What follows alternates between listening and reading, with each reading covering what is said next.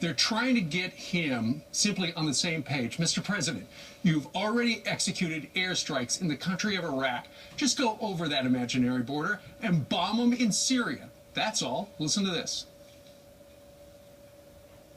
Iraq has invited the United States in to help address the threat from ISIL. We have undertaken a range of strikes, as you know, and we have a broad, comprehensive strategy. But I would say that is one significant difference. Yeah. One significant so difference.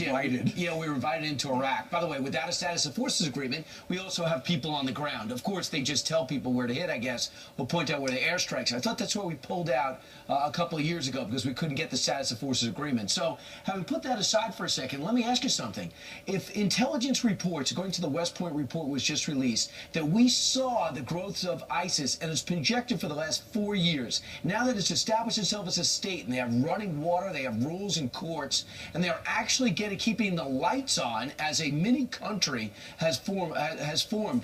Why is it that we're sitting here in a matter of days to come up with a comprehensive strategy on how to fight him? It makes absolutely no sense. And for the president to sit with his advisors, either two stories. The president has a plan and doesn't want to execute it, or he's sitting with his advisors is the other story in the Daily Beast, and they have yet to give him a comprehensive plan on what happens after you bomb and what is the big picture. You have the wrong advisors. You have the wrong people in a meeting. Look at General Jack Keane. You got David Petraeus wearing a regular civilian clothes. You've got to get the right people to advise you or execute the plan they've given you. Sure, generals who are willing to take action under the commander-in-chief's orders, it certainly would help. You know, we have time ticking right now, and I'm not sure what more of an invitation to their party we need than the beheading of one of our own, Charles Krauthammer. And another one's lined up, by the way, to be beheaded. Charles Krauthammer wisely asked the same thing.